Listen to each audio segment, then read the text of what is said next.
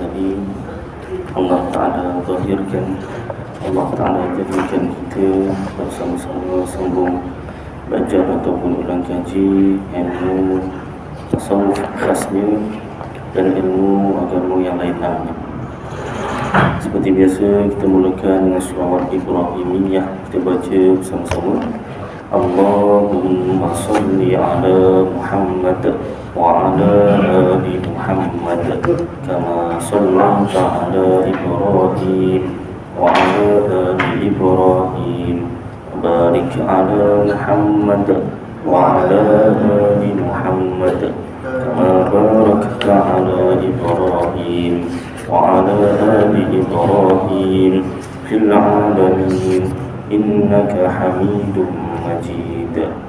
Alhamdulillah, yang berusaha Tuan Pengerusi Masjid Nurul Hidayah Bandar Seri Alam yang dikasihi, ataupun yang dihormati Tuan Timbalan Pengerusi Masjid Warisan EJK Masjid yang dikasihi Tuan-Tuan Imam, Tuan-Tuan Bilal, Muslimin Muslimat yang dirahmati Allah Subhanahu Wa Taala. Baik, mari kita sambung membaca kitab Hidayatus Salikin fi Suluki Maslakil Muttaqin bagi Syekh Abdul Samad Al-Falimbani, ulama Palembang. Ini ambilan daripada kitab Syiarus Salikin, dan kitab Syiarus Salikin itu ambilan daripada kitab Ihya Ulumuddin bagi Imam Ghazali. Asalnya tulisan Jawi, sudah di alif ke tulisan Rumi oleh Ustazah Nur Ain binti Abu. Tuan-tuan boleh dapatkan di kedai buku ataupun di Shopee, ya. Baik, yang Rumi muka surat 12, yang Jawi muka surat 9 bawah.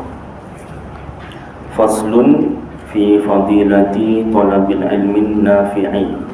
Ini suatu fasal pada menyatakan kelebihan orang yang menuntut ilmu yang memberi manfaat. Adapun kelebihan orang yang menuntut ilmu yang memberi manfaat itu, maka sabda Nabi sallallahu alaihi wasallam, innal malaikata la tad'u ajnihataha li talabil ilmi ridan bima yasna'u.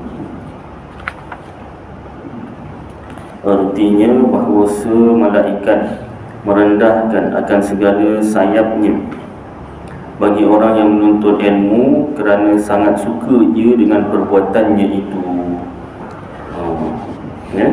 Malaikat merendahkan sayapnya untuk orang yang menuntut ilmu. Cuma tak nampak lah. Kalau nampak takut patah balik rumah nanti. Jadi di hikmahnya tak nampak tu supaya tak takut, ya. Baik, dan sabda Nabi sallallahu alaihi wasallam li'anna tu tak lana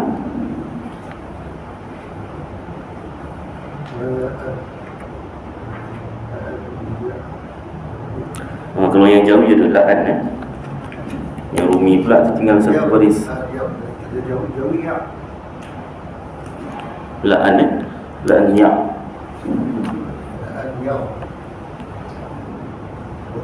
Yang tahu. Gin lah. Kalau yang jauh tak ada ain, tak ada titik, la'an yaghdwa ahadukum fayata'allama baban minal ilmi khairun lahu min an yusalliya alfa rak'atan. Yang perempuan, ikon nak boleh ada switch, ada switch ikon perempuan. Artinya sesungguhnya bahawa berpagi-pagi seorang kamu maka belajar ia akan satu bab daripada ilmu, nescaya terlebih baik baginya daripada bahawa ia sembahyang sunat 1000 rakaat. Masya Allah, kelebihan ibaratnya lah. Berapa lama ni kalau kita nak sembahyang sunat 1000 rakaat ni, agak-agak lah. Kalau sembahyang sunat 2 rakaat, katalah 4 minit, katalah Nak capai 1000 rakaat tu 1000 bahagi 4 minit. 1000 bahagi ataupun 1000 rakaat bahagi 4 jadi 250 kali 4 minit. Berapa ratus minit tu? 1000 minit balik kan? 1000 minit bahagi 60 minit. Tak tahu saya kira kan 1000 bahagi nak apa, nak tahu berapa lama nak buat tu 1000 rakaat tu. Biar kita tahu kelebihannya tu, punya buat amalan yang sedikit ataupun yang lebih mudah, pahalanya besar. 40 bagi 6 6 kali 6 36 16 jam 16 jam weh. Kalau satu hari 1 jam, 16 hari lah. 16 hari, 1 hari 1 jam. 1 jam sembahyang sunat tu, 1 jam sembahyang sunat tu bukan sekejap lah. Maknanya kalau kita nak dapatkan pahala 1000 rakaat sembahyang sunat, mau lebih kurang 16 jam. Kalau cuti Jumaat Sabtu atau Sabtu Ahad pun barangkali sepanjang hari lah. Memang tak rehat lah. Memang pagi sampai malam, pagi sampai malam kan. Tapi kita tak sembahyang sunat 1000 rakaat, pahalanya macam sembahyang sunat 1000 rakaat. Buat apa? Menuntut ilmu. Satu bab daripada ilmu kita tuntut. Macam sekarang ni kita ulang kaji lah. Kita dah belajar dah ni kemarin ilmu tasawuf, kita ulang kaji ataupun tambah ataupun dalami. Dan sabda Nabi SAW, talibul ilmi takaffada tafakkalallahu ta'ala lahu birizqihi. Artinya orang yang menuntut ilmu itu mengakui Allah Ta'ala baginya dengan rezekinya. Ya Allah, salah satu cara cari rezeki menuntut ilmu. Orang menuntut ilmu insya-Allah adalah rezekinya, tak adalah sampai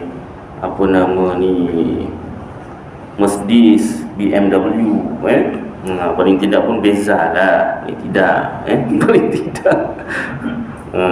Ustaz begitu, kenapa ngata saya? Tidak, ni kereta saya sendiri, saya tak ngata orang. Saya kalau sebut contoh tu saya sendiri. Jangan terasa hati pula, ustaz ni meremehkan beza. Tidak, saya yang beza tu saya. Takut ada orang salah faham, kena jelaskan juga. Yang faham kan, yang tak faham takut salah faham. Baik, bolehlah berjalan tu, bolehlah adalah aircon apa kan, bolehlah 5 orang muat. Baik, ada rezeki insya-Allah. Syahdan kata Syekh Ibnu Atha'illah, kalau ada yang bertanya, ustaz kenapa orang menuntut ilmu agama ni kan tinggilah makamnya kan, kenapa dia tak dapat Mercedes, kenapa beza dia? Contohlah kalau ada pertanyaan gitu kan. Sebab dunia ni bukan tempat pembalasan. Soalan yang sama pernah ditanya oleh para sahabat kepada Rasulullah SAW. Ketika itu Rasulullah baru bangun tidur atas pelepah tamar. Kalau tak silap Sayyidina Umar tanya, kalau tak silap, kalau silap betulkan, dalam kitab Hayatul Sahabah kalau tak silap. Kitab Hayatul Sahabah oleh Maulana Yusuf Al-Kandahlawi. Jadi bila Sayyidina Umar nampak belakang badan Rasulullah tu berbekas-bekas pelepah tamar, Sayyidina Umar macam sedih. Ya Rasulullah, engkau ni kekasih Allah, tidur atas pelepah tamar, bekas-bekas badan.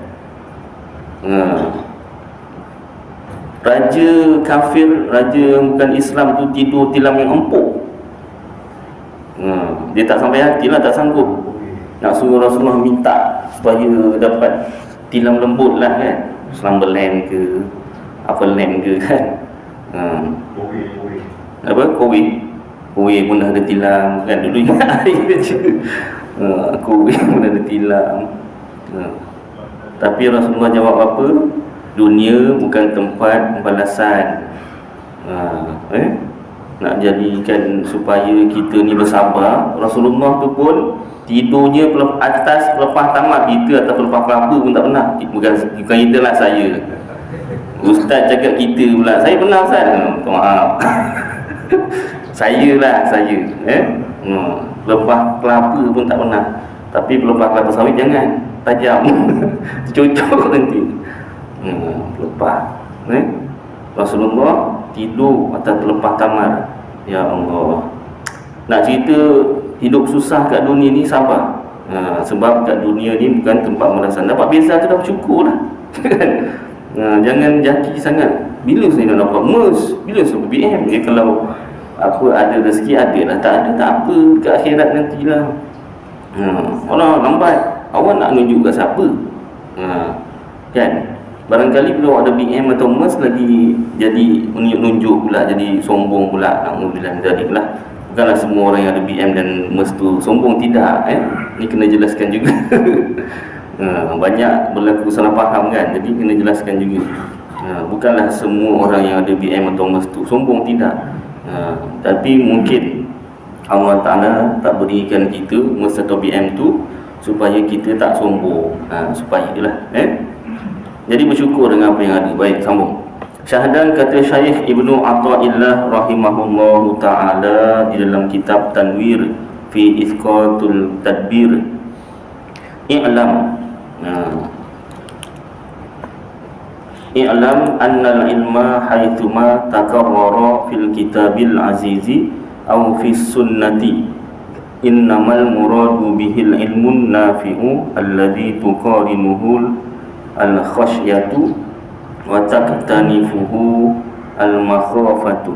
Artinya, ketahui olehmu bahawasa ilmu yang berulang-ulang sebutnya di dalam Quran yang maha mulia atau di dalam hadis Nabi SAW hanya senya murad tu yang dikehendaki. Murid orang yang menghendaki.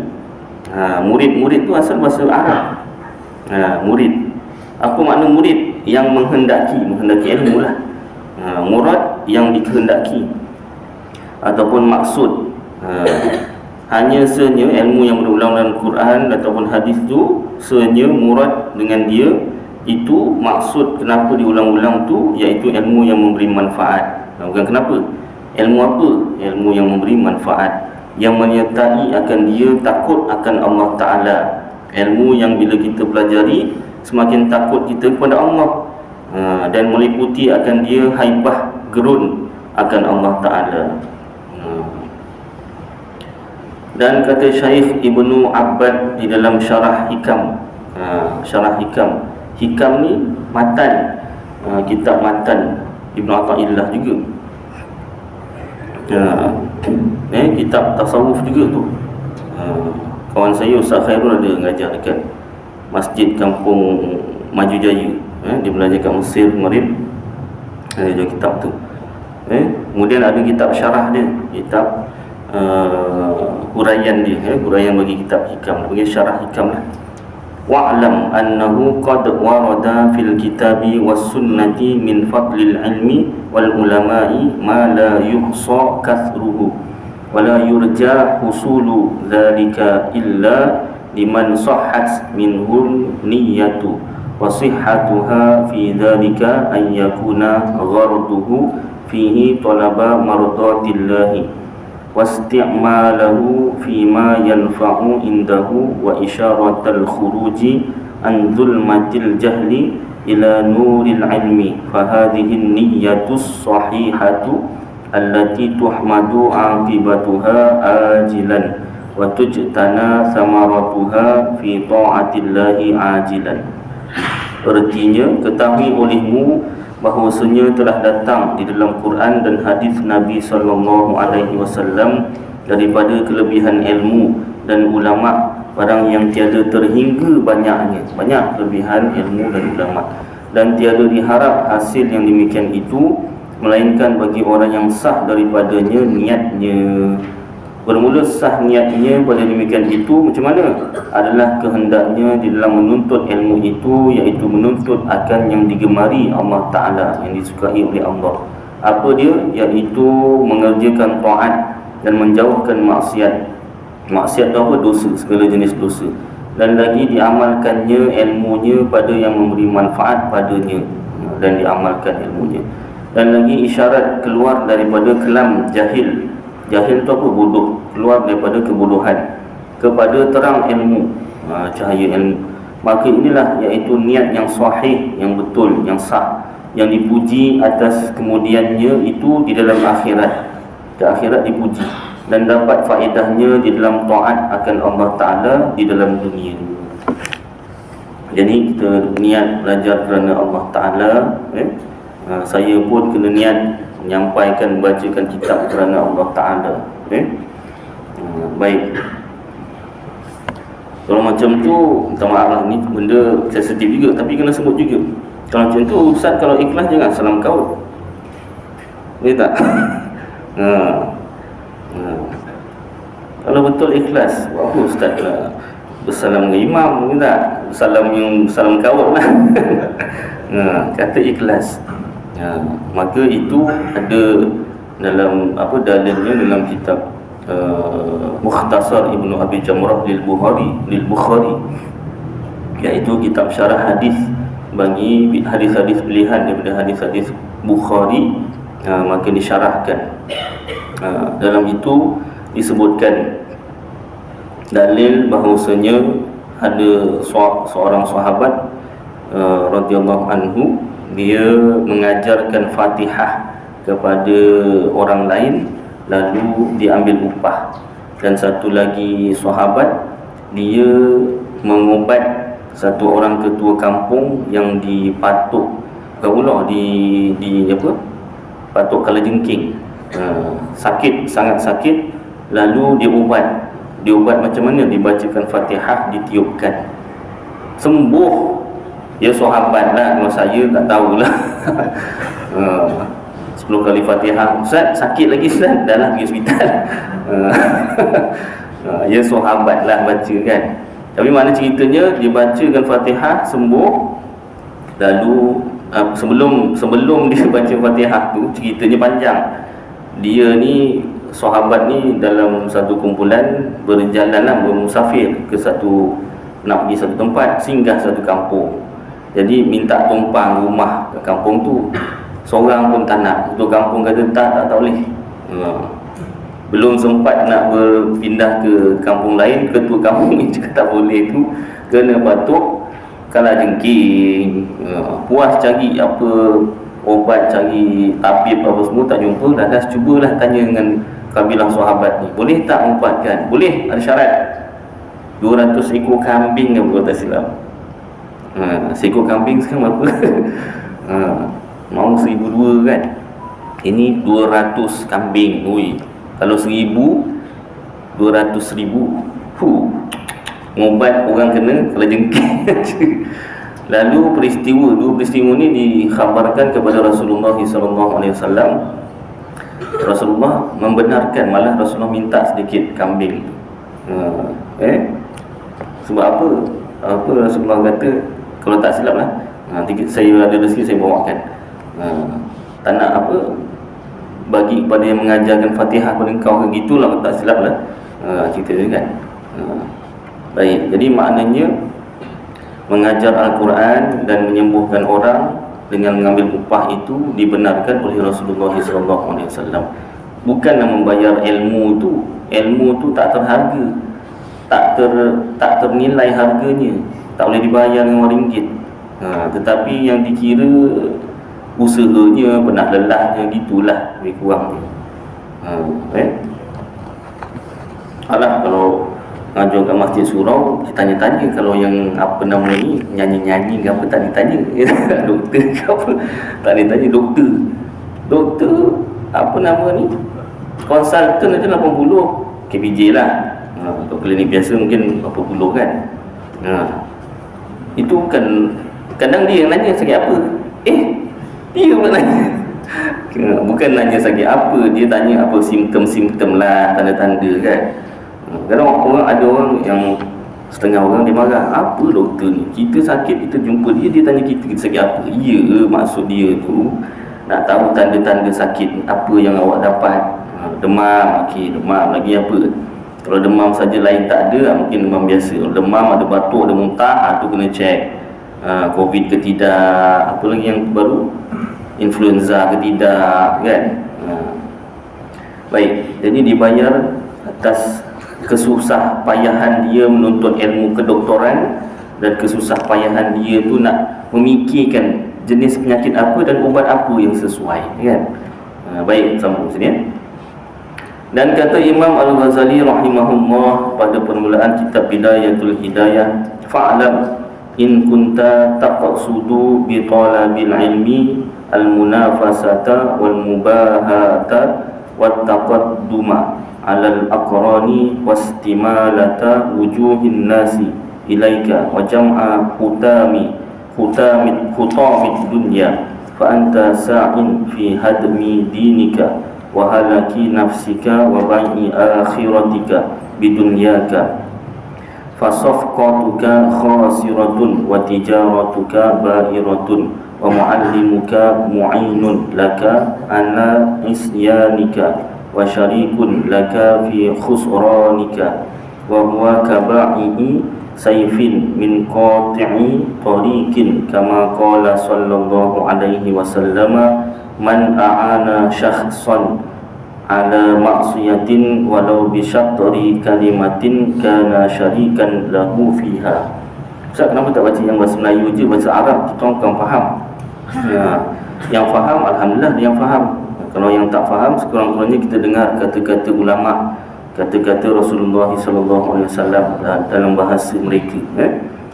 Artinya, maka ketahui olehmu bahawasanya jikalau engkau kehendak dengan menuntut ilmu itu akan bersedap-sedap dan bermegah-megah dan terdahulu atas orang yang semasamu, dan supaya cenderung muka manusia kepadamu dan menghimpunkan kekayaan dunia, nescaya engkau mengasihani pada meruntuhkan akan agamamu dan membinasakan dirimu, dan engkau jual akhiratmu dengan duniamu, maka perjualanmu itu rugi dan perniagaanmu itu tiada laku, dan orang yang mengajar akan dikau itu menolong bagimu atas maksiat, yakni dosa, dan menyengutui ia akan dikau di dalam kerugianmu bersama-sama, dan iaitu seperti menjual pedang kepada orang yang merampas, mencuri di jalan. Yang demikian itu perbuatan maksiat, yakni dosa, seperti sabda Rasulullah SAW, kurang mafhumnya, barang siapa menolong akan seorang atas berbuat maksiat, yakni dosa, dan jikalau dengan setengah perkataan sekalipun, maka adalah ia jadi menyengutui di dalamnya, sama-sama dapat dosanya. Jadi niat kita belajar kerana Allah. Wa in kanat niyyatuka wa qasduka bainaka wa bainallahi ta'ala min talabil ilmi al-hidayata duna mujarradir riwayati fa abshir fa innal malaikata tabsutu laka ajnihataha idza masyaita wa hitana al-bahra tastaghfiru laka idza sa'aita. Artinya, dan jikalau ada niatmu dan qasdmu, qasd niat juga, antaramu dan antara Allah Ta'ala daripada menuntut ilmu itu akan dapat hidayah, tiada semata-mata riwayat, maka sukai olehmu kerana bahawasanya malaikat itu menghamparkan ia bagimu akan sayapnya apabila engkau berjalan, dan segala ikan laut itu memohonkan ampun bagimu kepada Allah Ta'ala apabila engkau usahai di dalam menuntut ilmu itu. Niat yang baik kerana Allah Ta'ala untuk menuntut ilmu. Malaikat suka, ikan kat laut pun suka. Ketahui olehmu, hai talib, hai penuntut ilmu, bahawasanya bagi orang yang menuntut ilmu itu 3 perkara.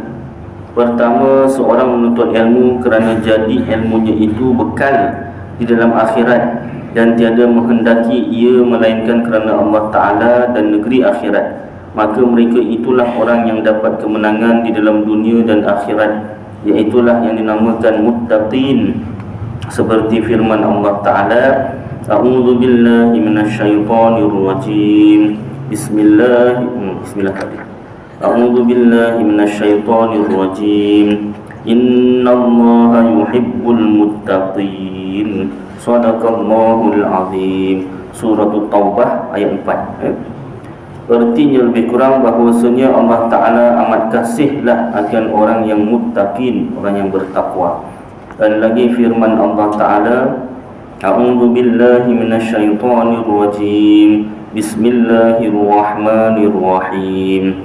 Wa tazawwadu fa inna khairaz zadit taqwa. Shadaqallahul azim. Suratul Baqarah ayat 197. Artinya lebih kurang, dan ambil oleh kamu bekal di dalam akhirat, maka bahawasa yang terlebih baik daripada bekal itu iaitu takut akan Allah Ta'ala, takwa pada Allah Ta'ala. Takwa itu apa? Bermula makna takwa itu iaitu mengerjakan taat dan menjauh akan maksiat dan dosa, seperti yang lagi tersebut makna takwa itu, iaitu di dalam kitab ini, insya-Allah Ta'ala. Jadi makna takwa itu mengerjakan ketaatan dan menjauhkan akan dosa. Nak tahu mana satu ketaatan dan mana satu dosa tu melalui belajarlah. Kena belajar. Salah satu ketaatan menuntut ilmu. Salah satu perintah Allah menuntut ilmu. Yang kedua, bagi orang menuntut ilmu itu, yang kedua, seorang menuntut ilmu kerana menolong akan kehidupannya di dalam dunia, dan kerana dapat kemuliaan dan kemegahan, dan kerana dapat harta, maka mereka itu sangat jahat. Maka jikalau dikekalkan olehnya akan qasatnya, niatnya tu yang jahat. Bukan maknanya kalau belajar dapat duit tu jangan dibuat. Niatnya tu yang kena betulkan. Maka jikalau dikekalkan olehnya akan qasatnya, niatnya, serta diketahuinya akan jahat kelakuannya itu, maka lalu mati ia dengan tiada taubat daripada perbuatannya itu, maka mereka itu mati dalam maksiat, yakni dosa. Lagi derhakalah mereka itu. Jadi niat kita kena betul. Maka jikalau taubat mereka itu dahulu daripada matinya, maka lalu diamalkannya akan ilmunya dengan amal yang soleh, nescaya diperhubungkan mereka itu dengan orang yang dapat kemenangan di dalam dunia dan di dalam akhirat itu. Kerana orang yang taubat daripada dosa itu seperti orang yang tiada berdosa, dan dapatlah mereka itu keredaan daripada Allah Ta'ala, seperti firman Allah Ta'ala, A'udzu billahi minasyaitonir rajim. Bismillahirrahmanirrahim. Innallaha yuhibbut tawwabin wa yuhibbul mutatahhirin. Shadaqallahul azim. Suratul Baqarah ayat 222. Artinya lebih kurang bahwasanya Allah Ta'ala kasih akan mereka itu yang banyak taubat kepada Allah Ta'ala, dan kasih ia akan mereka itu yang bersuci daripada najis dan daripada dosa. Baik, kemudian orang yang menuntut ilmu itu tiga perkara. Perkara yang ketiga, seorang yang menuntut ilmu maka dijadikan ilmunya itu sebab kepada membanyakkan harta dan kemegahan dan kebesaran dan kemuliaan, dan supaya banyak orang yang mengikut dia, dan supaya banyak orang kasih kepadanya, dan supaya mudah dapat segala hajatnya, padahal mereka itu tiada diingat akan perbuatannya, dan qasatnya itu jahat, niatnya itu jahat. Kalau orang bagi harta, orang memuliakan, itu tak salah. Yang salah kalau niatnya menuntut ilmu itu supaya dapat kemegahan, supaya dapat harta. Padahal mereka itu tiada diingat akan perbuatannya, dan qasatnya itu jahat, niatnya itu jahat, kerana disangkanya akan dirinya itu hampir pada Allah Ta'ala, kerana ia berupa dengan rupa ulama, dan berlaku seperti kelakuan ulama pada zahirnya, pada luarannya, tetapi di dalam hatinya sangat kasih pada dunia dan kemuliaannya. Ya Allah, ya Rabbi. Ini pun peringatan juga bagi diri saya kan. Kena betulkan niat. Sebab tu guru saya selalu pesan, jangan rasa kita ni ulama. Kita ni tukang baca kitab ulama aja. Bila sebut kelebihan-kelebihan ulama tu, guru saya suruh pesan, ulama tu kitab ni kitab peninggalan ulama ni. Kita ni tukang baca kitab ulama aja. Jangan perasan kita ni ulama. Selalu guru saya sebut kan, supaya tak terceburlah dalam niat yang jahat ni. Maka mereka itulah orang yang dapat binasa di dalam akhirat, dan yang sangat kurang akal mereka itu, lagi terpedaya dan sesat ia lagi menyesatkan orang lain.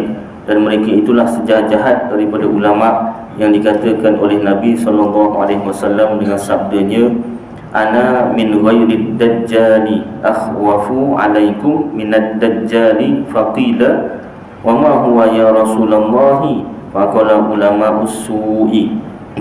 Artinya lebih kurang, aku terlebih takut atas kamu daripada Dajjal akan seorang lain daripada Dajjal. Maka sembah sahabat bertanya sahabat, siapa mereka itu ya Rasulullah? Maka sabdanya, mereka itulah ulama yang jahat. Ulama yang jahat, ini yang niatnya jahatlah. Dan sabdanya Nabi SAW, man izdada ilman walam yazdad hudan lam yazdad minallahi illa bu'dan. Artinya lebih kurang, barang siapa bertambah ilmunya padahal tiada bertambah hidayahnya, nescaya tiada bertambah daripada Allah Ta'ala itu melainkan jauh. Ketahui olehmu hai talib, hai penuntut ilmu, bahawa hidayah dan takwa itu satu jua maknanya, tetapi ada bagi keduanya itu bidayah dan nihayah. Dan dari kerana inilah berkata Imam Ghazali di dalam kitab Bidayatul Hidayah, fa in qulta fama bidayatul hidayati li ujarriba biha nafsi fa'lam anna bidayataha zahiratut taqwa wa nihayataha batinatut taqwa fala aqibata illa bit taqwa wala hidayata illa lil muttaqin. Artinya, maka jikalau engkau kata apa bidayatul hidayah itu, supaya aku cuba dengan dia dan diriku, maka ketahui olehmu bahawa bidayatul hidayah itu zahir takwa, penzahiran takwa, dan nihayatul hidayah itu batinah at-taqwa, batinatut taqwa, batinnya takwa. Dan tiada dapat syurga melainkan dengan takut akan Allah Ta'ala. Takwalah, takut akan Allah Ta'ala. Dan tiada dapat petunjuk melainkan bagi orang yang takut akan Allah Ta'ala.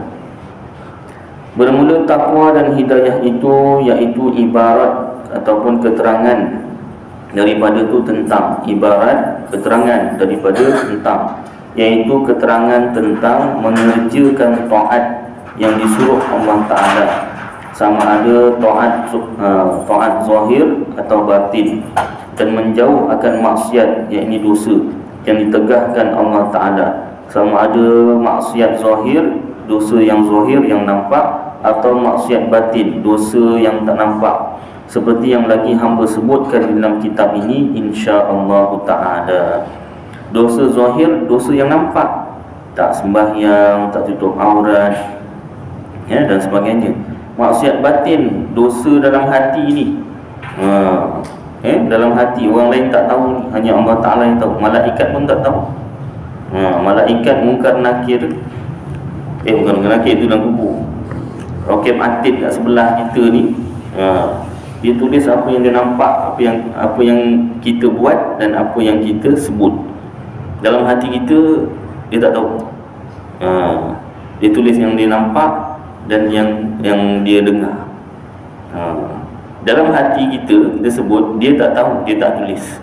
Kalau satu orang dia buat baik, dia buat ketaatan, dalam hatinya niatnya salah, bukan kerana Allah, dekat akhirat dia sendiri pun terpanjat, tengok amalan dia kan banyak, tapi semuanya kosong, markah, ada markah dia kosong, ataupun apa nama ni, pahalanya tak ada, amalannya ada, pahalanya tak ada. Maka akan bertanya, ya Allah, aku ni banyak amal, kenapa kosong semua ni? Sebab niatnya, yang niat tu hanya Allah Ta'ala saja yang tahu. Dan satu orang, dia tak sempat nak buat sesuatu kebaikan, tapi niat dah ada dah. Niat dah ada, tak sempat buat. Jadi malaikat Raqib Atid tak tulis, belum buat. Dia pun tak tahu niat orang tu. Tapi di akhirat tengok, amalan kosong, markah pun 100 ni. Markah 90, 80 per 100. Contohlah kalau ditulis markah tu kan, pahala lah, kita ke akhirat pahala lah.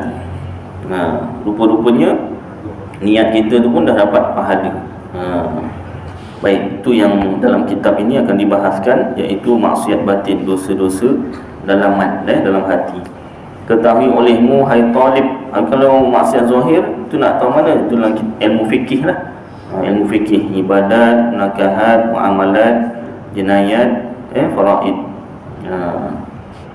Baik, ketahui olehmu hai talib, hai penuntut ilmu, bahawa semurad, yakni yang dikehendaki dengan taat.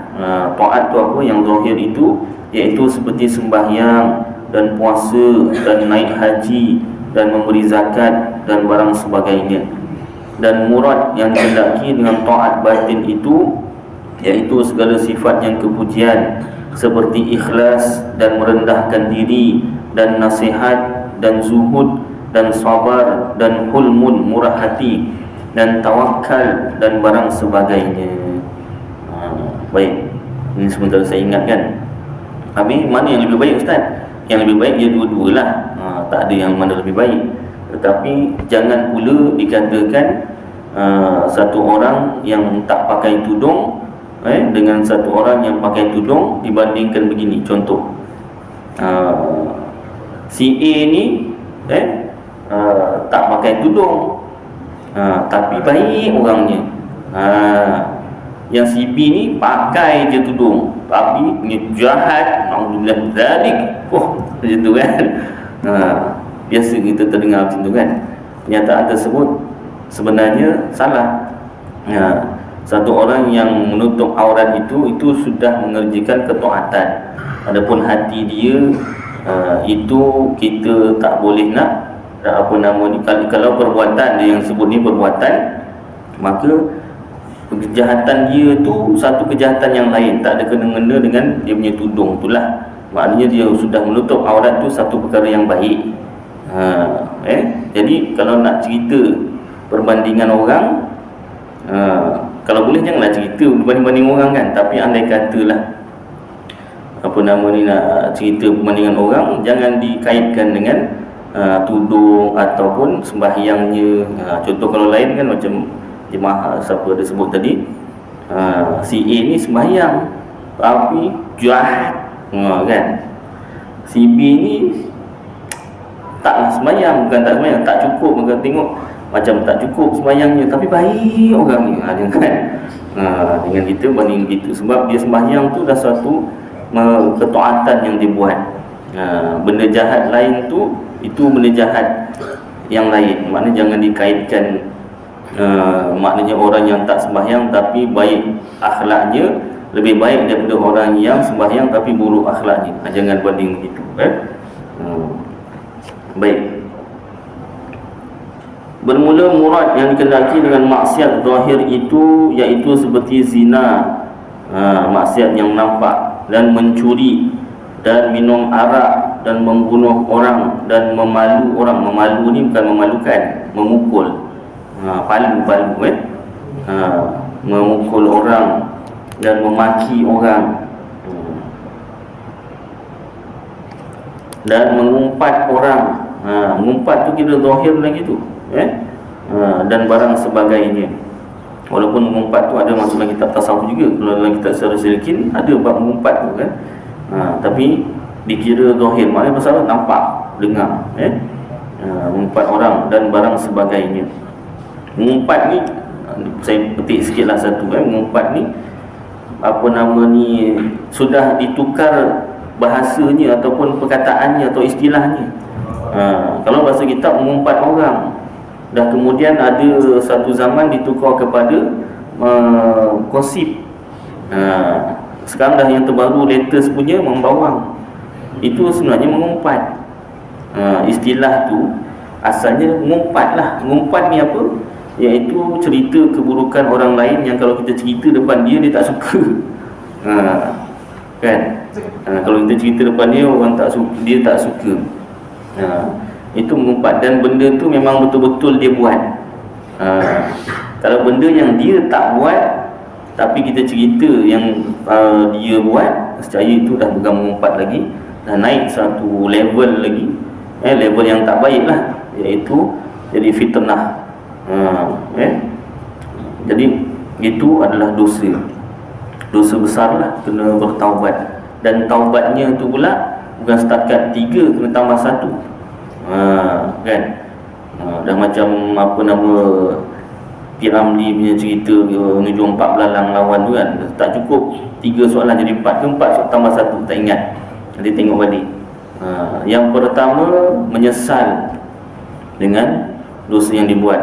Yang kedua, tak buat dosa tersebut. Ketiga, bertaubat. Yang ketiga, berazam, berniat tak nak buat lagi. Tambah lagi 1, kena pulangkan hak orang tu balik, kena minta maaf. Mat, aku ni ada mengumpat kau cakap, kan, tak boleh Ustaz, dia marah nanti, tahu pula marah, masa cakap tak lagi nak fikir kan. Jadi kalau takut berlaku lebih buruk lagi, maka kita mintakan ampun bagi dia, istighfar untuk dia. Mudah-mudahan dekat akhirat nanti dia tak menuntut, dia habiskan sikit lagi. Dan murad dengan maksiat batin itu iaitu segala sifat yang kecelaan seperti riak dalam hati ni, riak, tunjuk-tunjuk, dan ujub, bangga dengan diri sendiri, dan kibrun, sombong, sombong amat, kan. Dan hasad ni dengki, dan kasih kepada dunia. Dengki ni apa? Tak boleh tengok orang lain senang. Dia akan, kalau tak boleh tengok orang lain senang, dia pun mencari kesenangan. Tak apa, tu yang baik. Ni dia nak memberhentikan kesenangan orang lain. Dan kasih kepada dunia dan barang sebagainya, seperti yang lagi akan hamba sebutkan dalam kitab ini, insya-Allah ta'ala. Baik, cukuplah kadar ni perkara. Mudah-mudahan apa yang kita baca dan dengar jadi manfaat untuk saudara tuan-tuan, kita amalkan dan sampaikan insya-Allah. Aku qauli hadza wa astaghfirullahal azim li wa lakum wa lisairil muslimin wal muslimat wal mu'minin wal mu'minat fastaghfiruh wa ya fawzal mustaghfirin wa ya najatat taibin. Sallallahu tabaraka wa ta'ala ala khairi khalqi sayyidina maulana Muhammad wa ala alihi wa sahbihi wa baraka wa sallam. Subhana rabbika rabbil izzati amma yasifun wa salamun ala al-mursalin walhamdulillahi rabbil alamin. Taqabbalallahu minkum.